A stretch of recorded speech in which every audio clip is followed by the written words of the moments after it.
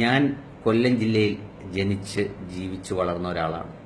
പക്ഷേ എനിക്കറിയാവുന്ന ഒരു മലപ്പുറം ജില്ലയുണ്ട്. കഴിഞ്ഞ 2.5 വർഷക്കാലത്തോളം ആ ജില്ലയിലെ ഒരു മന്ത്രിയോടൊപ്പമാണ് ഞാൻ പ്രവർത്തിച്ചത്.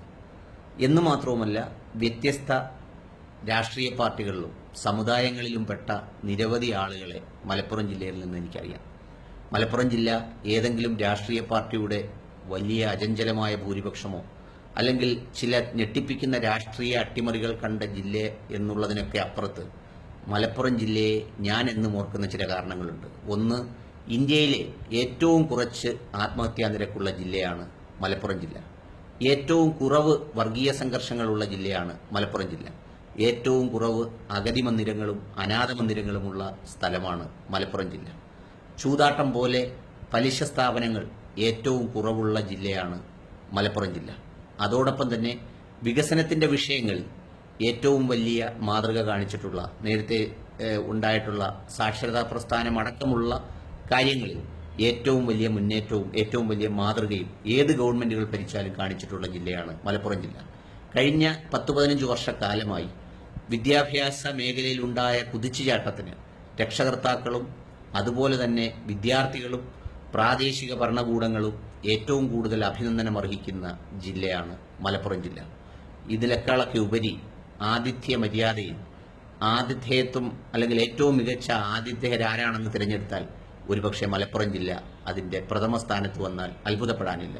പലപ്പോഴും ഭയന്ന് ജോലിക്കായി മലബാറിലേക്കും മലപ്പുറത്തേക്കും ഒക്കെ പോകുന്ന ആളുകൾ കുടുംബത്തോടൊപ്പം തന്നെ അവിടെ താമസമാക്കി അവിടെ തുടരുന്ന ഒരു സ്ഥിതിവിശേഷം നമുക്ക് കാണാൻ കഴിയാവുന്നതാണ്.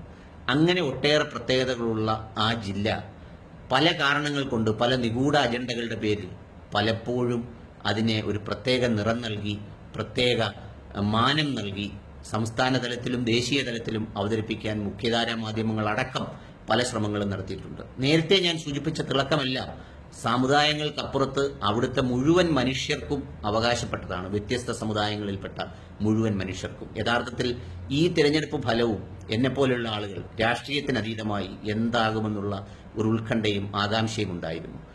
എല്ലാ രാഷ്ട്രീയ പാർട്ടികൾക്കും അവരവരുടെ അജണ്ടകൾ മുന്നോട്ട് വെച്ച് ഇലക്ഷൻ പ്രചരണം നടത്താനും വോട്ട് അഭ്യർത്ഥിക്കുവാനും ജനങ്ങളുടെ വോട്ട് തേടുവാനുള്ള അവകാശമുണ്ട്. അതിനപ്പുറത്ത് ജനങ്ങളിൽ അനാവശ്യമായ ഭീതിയുണ്ടാക്കി, പരസ്പരം ഭിന്നിപ്പുണ്ടാക്കി, കുറച്ചുപേർ അതിനെ പ്രീണിപ്പിക്കാനും കൂട്ടുകാരാകുവാനും ഒക്കെ ശ്രമിച്ചു നടത്തുന്ന എല്ലാ ശ്രമങ്ങളെയും അവിടുത്തെ ജനങ്ങൾ രാഷ്ട്രീയത്തിനും വർഗീയതയ്ക്കുമൊക്കെ അപ്പുറത്ത് ഉയർന്ന തലത്തിൽ നിന്ന് പ്രതികരിച്ചു എന്നുള്ളതാണ് അതിൻ്റെ ഒരു ശ്രദ്ധേയമായ നേട്ടം.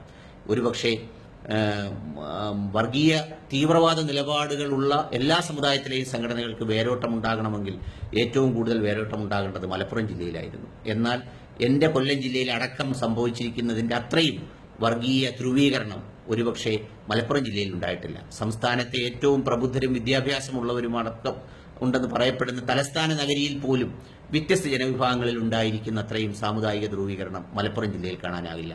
ഏതായാലും ഈ തിളക്കം നിങ്ങൾക്ക് മാത്രം സ്വന്തമാണ്. അവിടുത്തെ മനുഷ്യരെല്ലാവരും ഒറ്റക്കെട്ടായി ഈ മഹിത പാരമ്പര്യം നിലനിർത്താൻ വേണ്ടി യത്നിക്കണമെന്നും ഇത് വലിയൊരു സന്ദേശമായി സംസ്ഥാനത്തിനാകെ മാറുമെന്നും ഞാൻ പ്രത്യാശിക്കുന്നു.